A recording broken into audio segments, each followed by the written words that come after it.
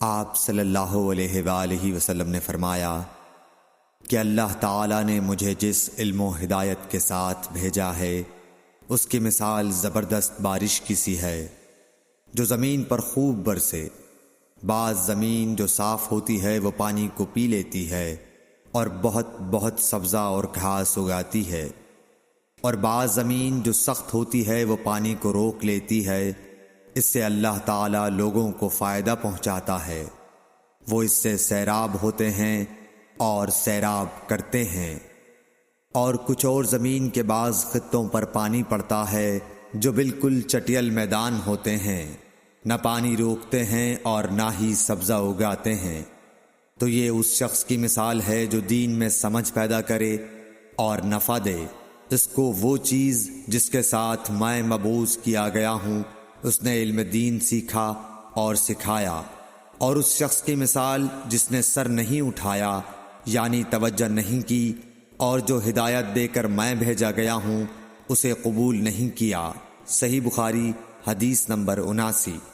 رسول اللہ صلی اللہ علیہ وسلم نے فرمایا، علامت قیامت میں سے یہ ہے کہ دینی علم اٹھ جائے گا اور جہل ہی جہل ظاہر ہو جائے گا، اور اعلانیہ شراب پی جائے گی اور زنا پھیل جائے گا۔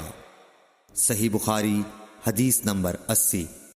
رسول اللہ صلی اللہ علیہ وآلہ وسلم نے فرمایا کہ علامات قیامت میں سے یہ ہے کہ علم دین کم ہو جائے گا، جہل ظاہر ہو جائے گا، زنا بکثرت ہوگا، عورتیں بڑھ جائیں گی اور مرد کم ہو جائیں گے، حتیٰ کہ 50 عورتوں کا نگران صرف ایک مرد رہ جائے گا۔ صحیح بخاری حدیث نمبر 81۔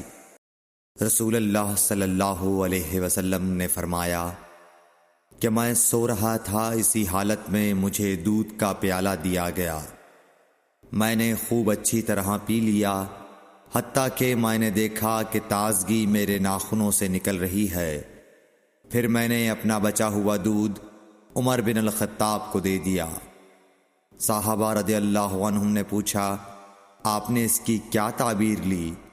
آپ صلی اللہ علیہ وسلم نے فرمایا، علم۔ صحیح بخاری حدیث نمبر 82۔